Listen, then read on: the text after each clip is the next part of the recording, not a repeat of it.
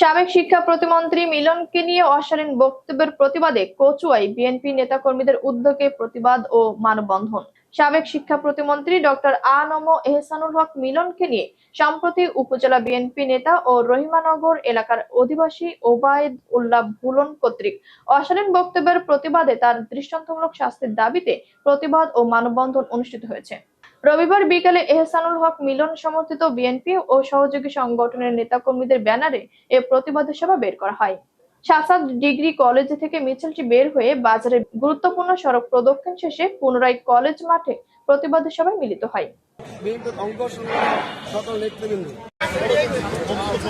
বাংলাদেশ জাতীয়তাবাদী দল বিএনপির 2001 থেকে 5 সরকারের সফল শিক্ষা প্রতিমন্ত্রী, কচুয়ার গণমানুষের নেতা, সারা বাংলাদেশের জাতীয়তাবাদের অহংকার সাথে বলতে চাই